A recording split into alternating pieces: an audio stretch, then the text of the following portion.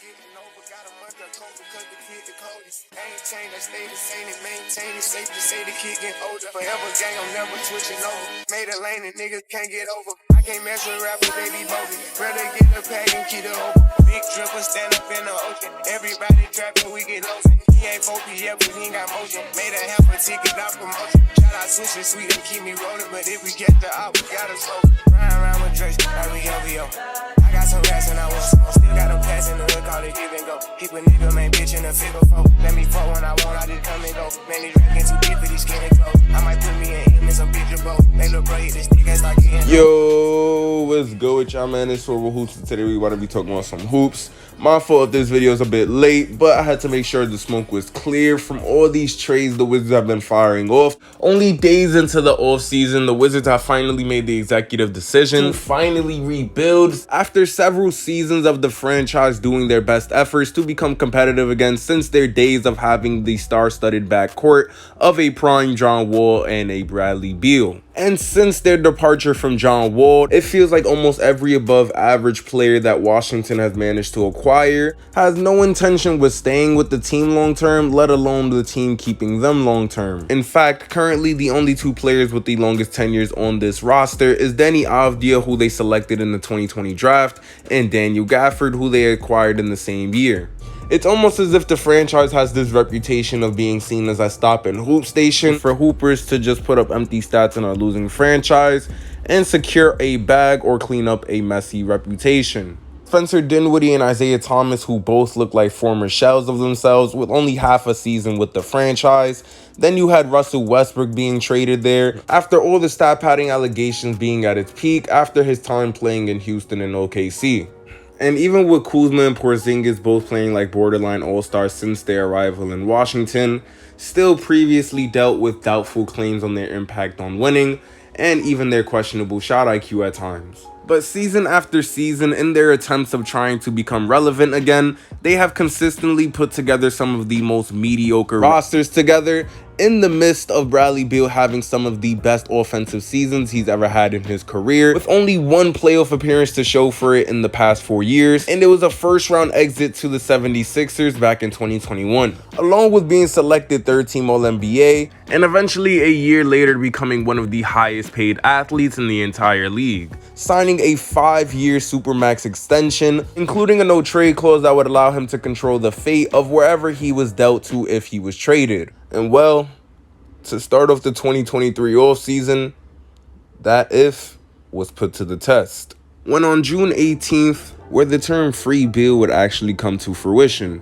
the Washington Wizards would trade Bradley Beal, Jordan Goodwin, and Isaiah Todd for Chris Paul, Landry Shamet, and several second-round picks, finally given the opportunity to compete within a winning environment, and that no trade clause coming in clutch, aiding him in his decision to form a new big three in Phoenix and hopefully changing the scenario of that situation there. And not even 2 days later, the Wizards would package a deal including Porzingis that would involve him in a 3-team trade that would get them Tyus Jones, Danilo Gallinari, Mike Muscala, and this year's 35th draft pick, and would send Marcus Smart to the Memphis Grizzlies and Porzingis to the Boston Celtics. With only weeks into the new hire of Wizards GM Will Dawkins, one of his several decisions starting off the offseason has been selecting one of the cornerstones in this long-awaited rebuild and flipping Chris Paul for Jordan Poole from the Golden State Warriors.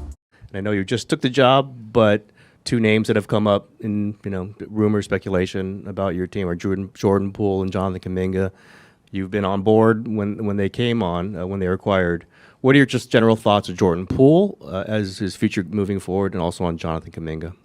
We love having those guys here. Jordan, especially with his contract extension, plan to have him here for 4 more years at least, and then stop the cap.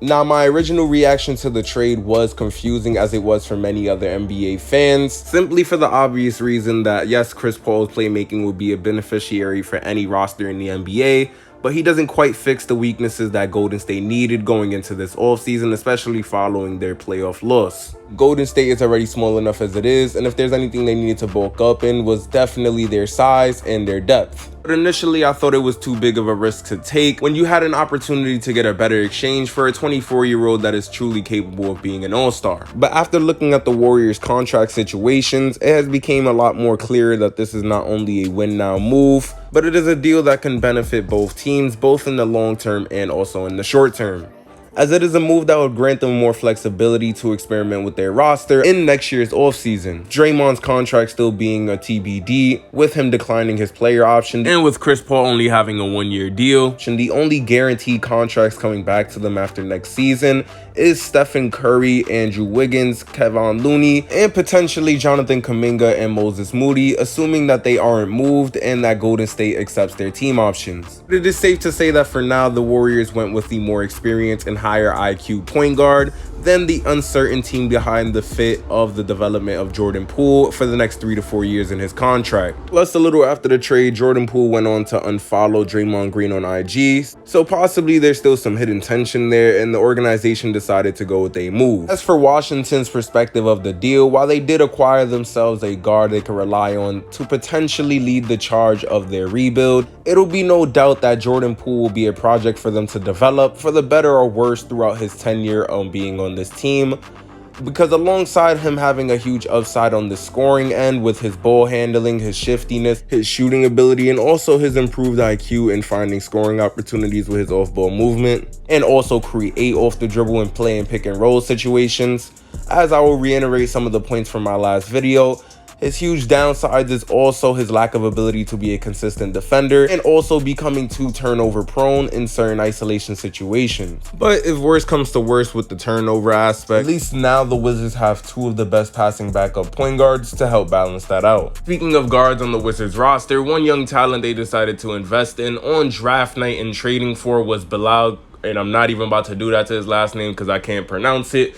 But the man, regardless, is projected to be a very solid to great defender at the next level, with him being a lengthy guard who is 6'6" with a 7'2" wingspan, who has a very active motor on him with very solid mobility in his lateral quickness, his ability to finish in transition, and also seek opportunities finishing off the ball and backdoor cuts, or just making plays for other teammates in simple dribble penetration.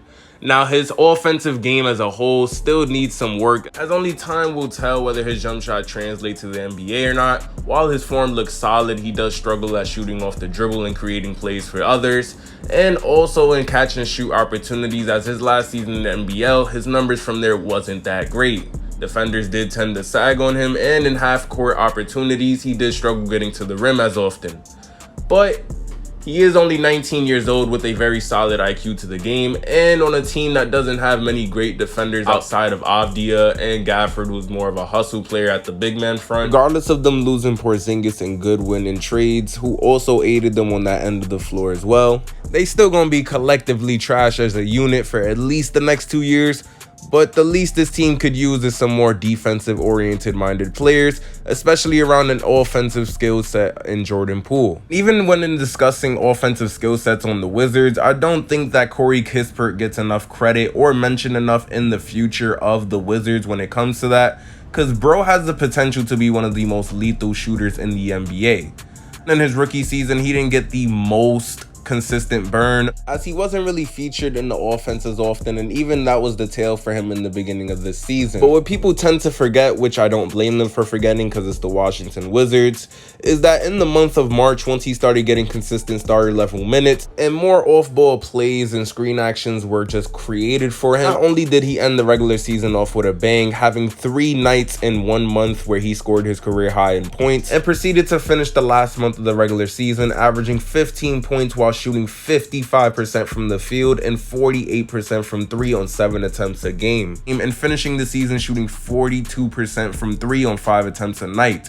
He had more ball handling opportunities once the Wizards sat down Bradley Beal and Porzingis and Kuzma a little bit during that stretch at the end of the season where teams tend not to play their stars to avoid injury. And Kispert, regardless of whether it was shitty teams or them being a shitty team or just, you know, it's something to be optimistic about if you're a Wizards fan. That's all I'm saying. And I can envision him having a Kevin Huerter-esque impact on the offense next season, being featured more in handoffs, more dribbling opportunities, and moving more without the ball.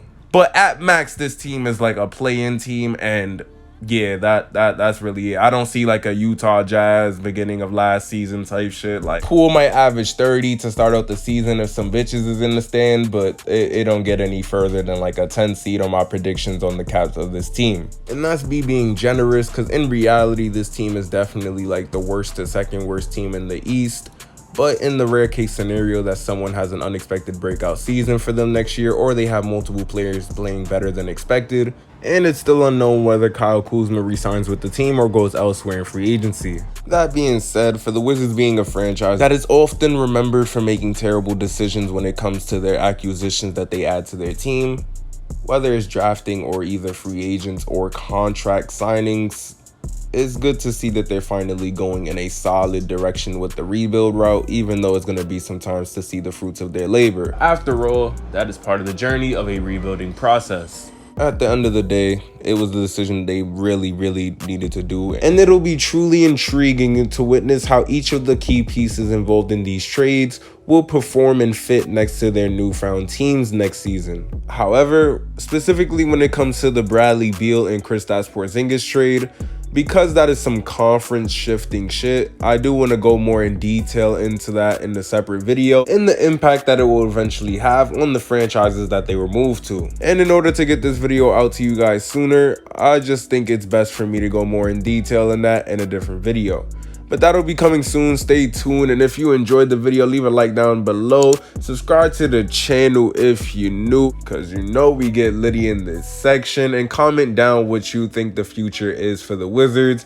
Any players that you think I missed them speaking out on this video that has some hidden potential that I don't know about, let me know in the comments down below, man. I really appreciate the support y'all been showing me, and until next time, man, y'all be easy.